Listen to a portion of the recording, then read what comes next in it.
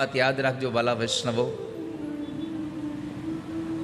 જ્યારે આપણા પર કૃપા પરમાત્મા કરે ત્યારે ધન, વૈભવ, યશ આ બધું આપે અને આપણે પરમાત્માથી દૂર થતા જઈએ.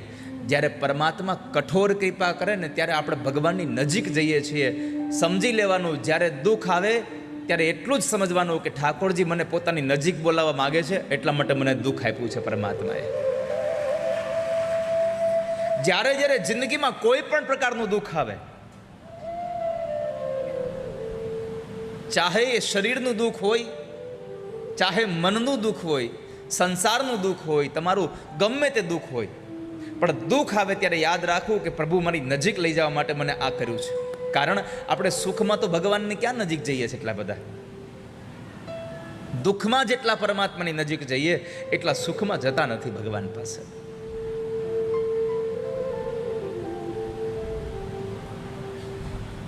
તો પરમાત્મા દુઃખ આપે તો સમજવું નજીક લઈ ગયા છે આપણને.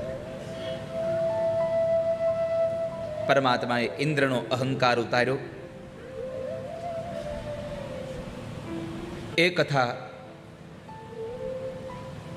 સુખદેવજી મહારાજ રાજા પરીક્ષિતને વર્ણવે. ભગવાને ઇન્દ્રને ઠીક કર્યો, યજ્ઞને બરાબર કર્યા, બ્રાહ્મણોને બરાબર કર્યા. અને જો ભગવાન આ બધાને બરાબર ન કરે તો આ સંસારમાં ભગવાનની કોઈ વાત જ ન માને.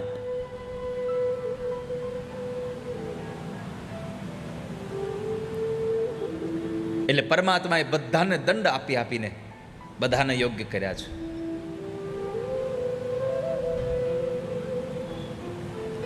જો કદાચ આ ઇન્દ્રને, બ્રાહ્મણોને, યજ્ઞને, આ બધાને પરમાત્માએ જો પોતાના ચમત્કારથી બધાને જો આમ સીધા ન કર્યા હોત તો ભગવાનની રાસલીલામાં પણ આ લોકો બાધક બનત.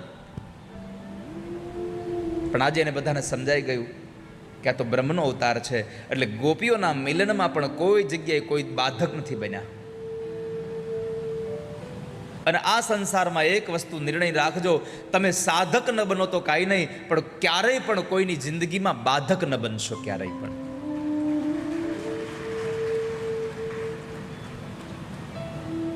સાધક ન થઈ શકે તો કાંઈ નહીં. પરમાત્માએ આ લોકો બાધક ન બને એટલા માટે ભગવાને એને યથોચિત સમયે પોતાનો અનુભવ કરાવી દો.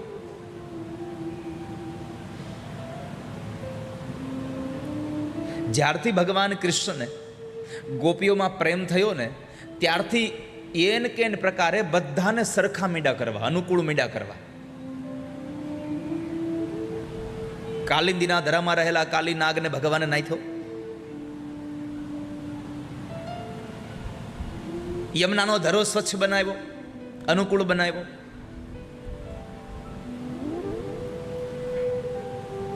આ બધી જ યોગ્યતા મીંડા પરમાત્મા કરવા.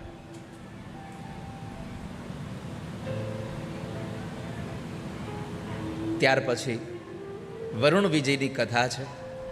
વરુણ વિજયની કથાનો મૂળ હેતુ છે જીભ ઉપરના નિયંત્રણની કથા. પોતાની જીભને જે જીતે છે એ આ સંસારમાં આખા જગતને જીતી જાય છે. જીભ જીતી એણે જગ જીત્યું. અને એ વરુણ વિજયની કથા, એકાદશીનો તહેવાર હતો, એકાદશીનું વ્રત હતું.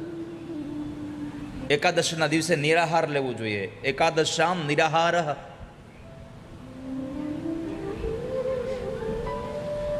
નિરાહારનો અર્થ એ ન સમજશો કે ખાલી ભૂખા રહેવું એટલે એકાદશી થઈ ગઈ.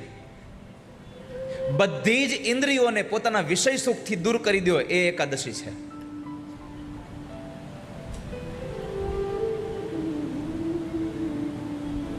નંદ બાબાએ એકાદશીનું વ્રત કર્યું.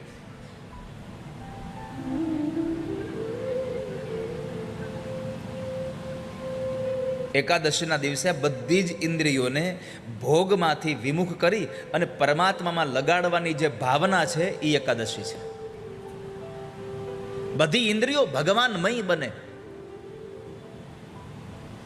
ઉપવાસની સાથે ઉપાસના પણ થવી જોઈએ.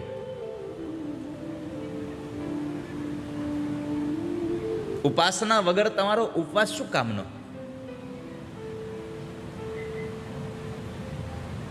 પ્રભુને આપણે સૌ યાદ કરતા હોવા જોઈએ. એકાદશીનો દિવસ હોય અને તમે મંદિરમાં દર્શન કરવા ન જાઓ, ભગવાનના નામની માળાઈ ન ફેરવો, ખાલી બટેટાની સૂકી ભાજી ખાઈ લો પછી કહો હું એકાદશી રહી હતી, તો આ એકાદશી કાંઈ કામની નથી. ખાલી ભૂખ્યા રહેવાથી વ્રત નથી થતું. એ વ્રતના દિવસે તમારે પરમાત્માની ઉપાસના કરવી જોઈએ.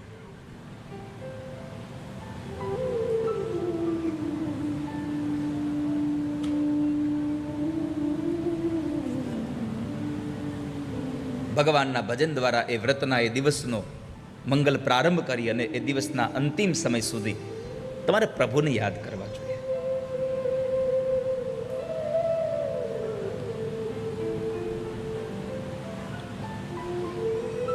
બધી જ ઇન્દ્રિયોથી એકાદશી કરવી.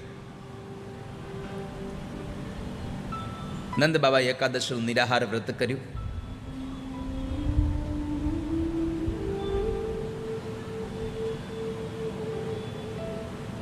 દ્વાદશના દિવસે, તિથિના દિવસે પૂજા કરવાની હતી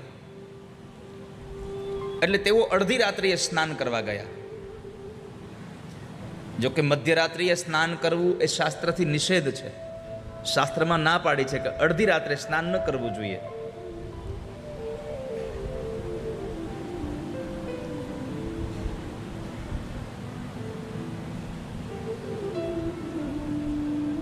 રાક્ષસી કાળમાં ન ભોજન કરાય, ન તો એ સમયમાં સ્નાન કરાય.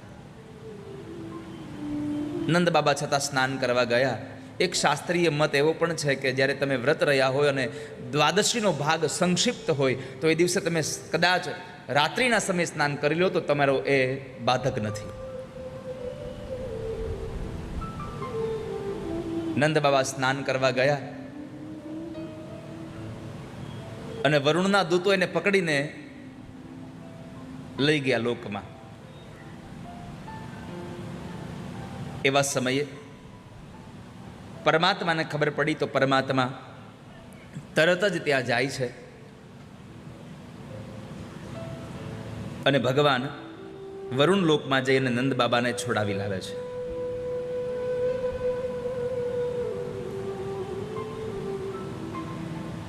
જીભને જીતવાની કથા વરુણ વિજયની કથા છે.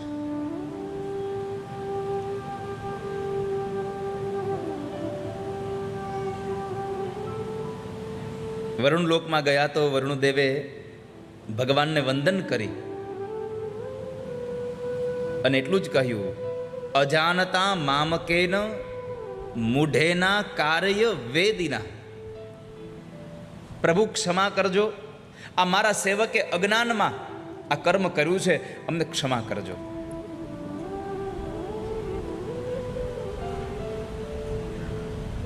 આપ ક્રોધિત ન થશો. નંદ બાબાની આંખો ફાટી ગઈ કે આ મારો કનૈયો, આ મારો લાલો અહીંયા આવ્યો અને આ બધા દેવતાઓ એને પગે લાગવા માંડ્યા. અમે તો આને અમારો છોકરો સમજીએ છીએ. થોડા સમય પહેલા એમણે પેલો પર્વત ઉઠાવી લીધો હતો. આ બધું દ્રશ્ય જોઈને એમ લાગે છે કે અમારો દીકરો એ દીકરો નથી, આ બ્રહ્મનો અવતાર છે.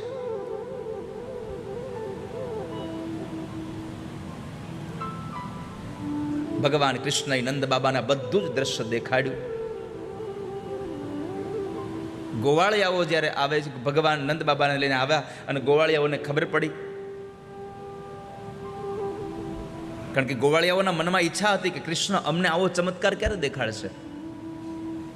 અને પછી પરમાત્માએ એક લીલા કરી અને એ લીલાની અંદર, વૃંદાવનની અંદર જ પણ પરમાત્માએ એવું દ્રશ્ય દેખાડ્યું. પરમાત્મા સિંહાસન પર બેઠા હોય, એક પરમાત્મા ગોવાળોની જેમ ગાયો ચરાવતા હોય. ભગવાનની અનેક લીલાઓના દ્રશ્ય જ્યારે ગોવાળિયાઓને દેખાડ્યા અને એ સમયે ગોવાળિયાઓ બધા વિસ્મય પામ્યા. ફરી પાછું ભગવાને વૃંદાવન દેખાડ્યું. સત્યનું જ્ઞાન થયું પરમાત્માનું.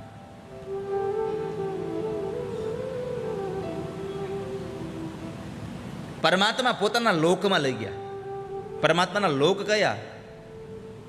તો ભક્તિ સિદ્ધાંત નામના ગ્રંથમાં લખ્યું છે, સત્યમ જ્ઞાનમ અનંતમ યદ બ્રહ્મ જ્યોતિ સનાતનમ યદ્ધિ પશ્યંતિ મુનયો ગુણાપાયે સમાહિતા. ભક્તિ સિદ્ધાંતમાં લખ્યું છે, લોક સત્ય જ્ઞાન અનંત બ્રહ્મ સ્વરૂપ है.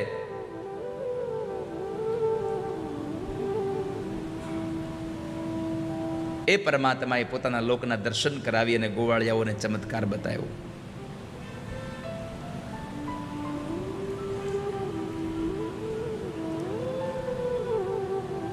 પરમાત્મા વૃંદાવનમાં રહી આ બધા જ ગોવાળિયાઓને પોતાની લીલાનો આસ્વાદન કરાવે. અને ત્યાર પછી એક વખતના સમયે રાધિકા અને ભગવાન કૃષ્ણ કદમના વૃક્ષ નીચે બેઠા છે, યમુનાના કિનારા ઉપર બેઠા છે. બંને જણા પ્રેમની વાતો કરે છે. અને એ પ્રેમની વાતોમાં રાધિકાએ પરમાત્માને કહ્યું, પ્રભુ એક વાત કહું, બોલો ને રાધા. તો કહે છે કે તમે આટલા શામ એટલે કે કાળા છો અને હું આટલી રૂપાળી છું, તોય આપણા બેયની જોડ જામે છે કેવી નહીં? આપણા બેવનું આમ એકદમ સરસ આપણે બે લાગીએ છીએ. ભગવાને કીધું, હા હો રાધા, વાત તમારી સાચી છે. તમે રૂપાળા છો, હું કાળો છું, તોય આપણા બેવની જોડ બરાબર જામે છે. તો વળી રાધાજીએ જરા વિશેષ એક વાત એ કરી, તો તમે વિચારો તો કનૈયા, તમે રૂપાળા હોત તો આપણી જોડ હજી કેટલી વધારે જામત. તમે હજી રૂપાળા હોત તો, તમે તો કાળા છો, બાકી તમે રૂપાળા, હું રૂપાળી, આપણે બેવ ગોરા હોત તો આપણી જોડ કેટલી જામત. ભગવાન કે એ વાત સાચી, પણ રાધા હું કાળો અને તું રૂપાળી છો, એમાં ફાયદો તારે છે. રાધાજીએ પૂછ્યું કે મારે શું ફાયદો એમાં? ભગવાન કહે છે, ફાયદો એ છે કે હું કાળો છું તોય લોકો મારી સામે જોવે છે, હું રૂપાળો હોત તો તને કોણ જોવત? ફાયદો તમારે છે રાધિકા. બંને જણા પ્રેમની વાતો કરતા હતા. આ તો રાધા અને કૃષ્ણનો વિશુદ્ધ પ્રેમ છે, એટલે વ્યાસપીઠથી આમ ગાઈ શકાય છે, બાકી અત્યારનો છીછરો પ્રેમ ગાઈ ન શકાય.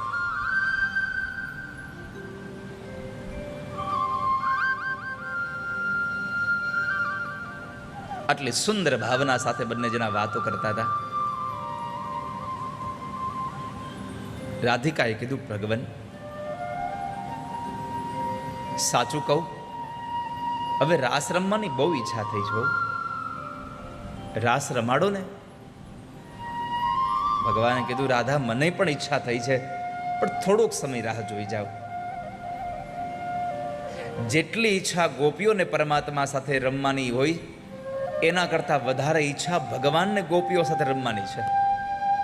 પરંતુ પરમાત્મા એ ભાવને પ્રગટ નથી કરતા, પરમાત્મા એને વ્યક્ત નથી કરતા.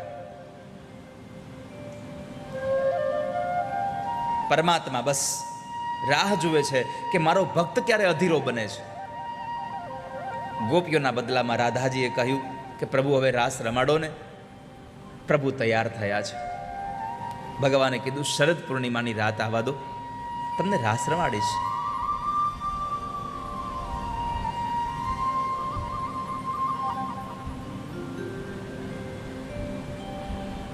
अब थोड़ी धीरज રાખો.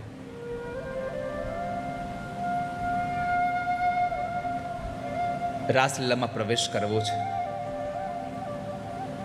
યુગલ સરકાર ભગવાન રાધા કૃષ્ણને વંદન કરવા છે. વસુદેવ સુતમ દેવમ કંસ ચાણૂરમર્દનમ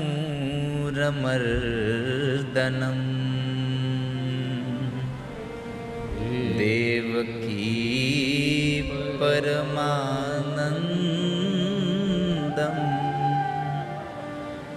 કૃષ્ણં વંદે જગદ્ગુરુ.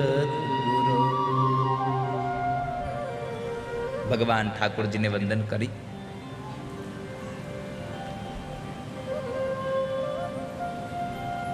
પાંચ અધ્યાયનો રાસ પંચાધ્યાયની કથા છે. અને આ રાસ કોઈ સામાન્ય રાસ નથી વાલા વૈષ્ણવો. આ તો સ્વયં પૂર્ણ પુરુષોત્તમે રચાવેલો દિવ્ય મહારાસ છે.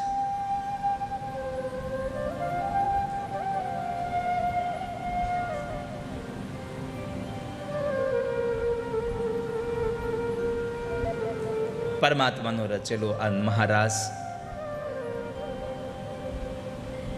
બીજું, આ મહારાસમાં કોઈ એક ચક્કર લગાવે ને તો 84 લાખના ફેરામાંથી છોડાવવાની જવાબદારી આપણા ઠાકોરજીની બની જાય છે. ખાલી એક ફેરો લગાવે.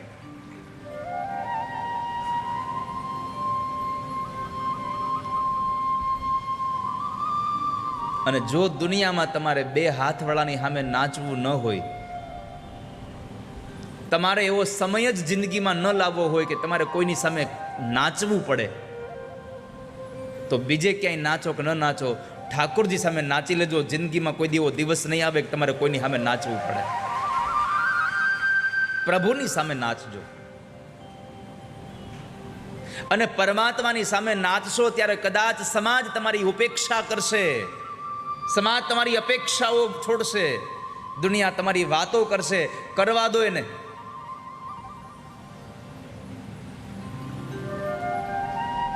દુનિયાને એનું કામ કરવા દો, પણ તમે પ્રભુની સામે નાચી લેજો. ઘણા બધાને એમ થાય કે આપણે ઊભા થશું તો લોકો એમ કહેશે, લે આને તો ભક્તિ ઉભરાઈ ગઈ લાગે છે. આ તો દુનિયા છે. ઊભા થશો તો ઉભરાઈ ગઈ કહેશે, નહીં નાચો તો એમ કહેશે આને તો હાવ નાસ્તિક દેવો છે, હું કામ કથામાં આવતો હશે. તો સંસાર છે.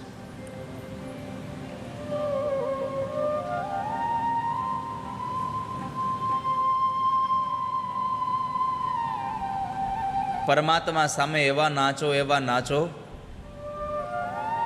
દુનિયાને તમારી ઈર્ષા આવવી જોઈએ. અને હું ભરોસા સાથે કહું છું કે પ્રભુની સામે નાચો ને તો એક સમય તમારો એવો આવશે કે તમારી આંગળીના ટેરવે તમારી દુનિયા નાચતી હશે.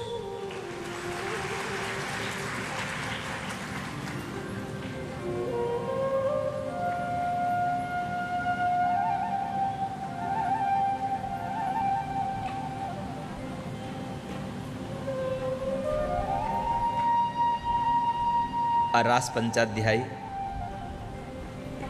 કોઈ સ્ત્રી અને પુરુષનો રાસ નથી.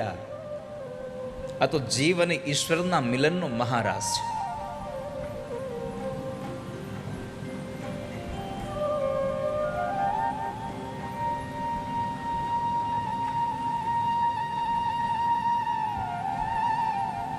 પ્રભુ સાથેના મુલાકાતનો આ મહારાસ છે. ગાંડા કરી દેવો રાસ નથી, આ તન્મયતા પમાડી દે એવો દિવ્ય પવિત્ર રાસ છે.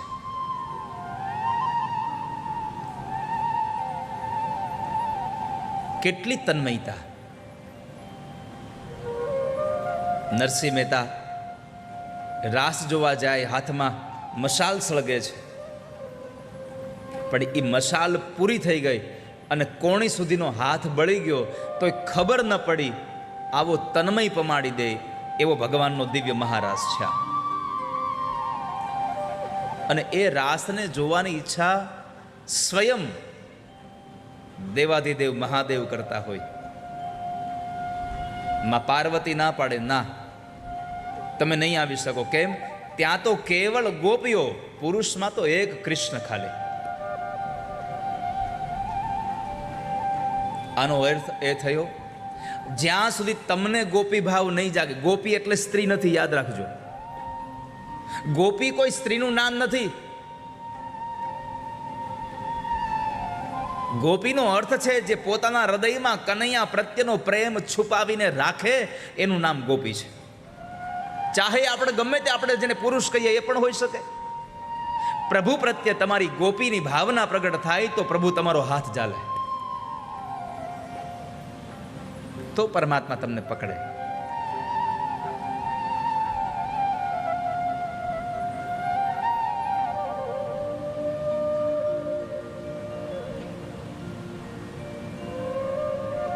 તો ગોપી ભાવ પ્રગટ નહીં થાય ત્યાં સુધી તમને રાસમાં અધિકાર નહીં મળે.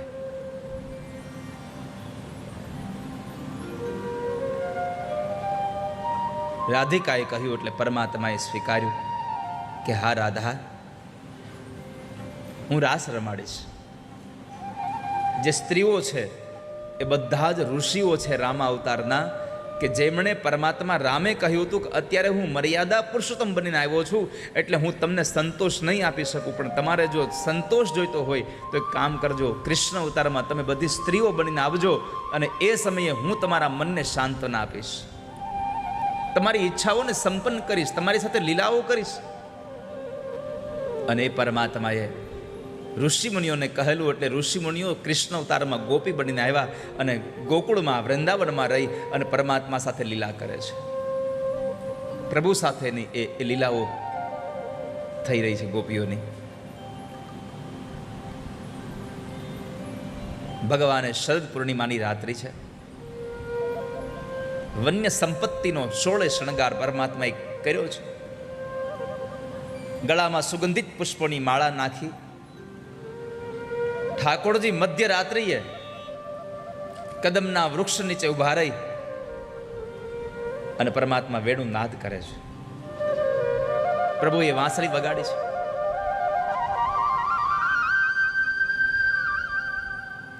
ભગવાન વેણુ વગાડે, ઘરમાં સૂતેલી ગોપીઓ જાગે છે.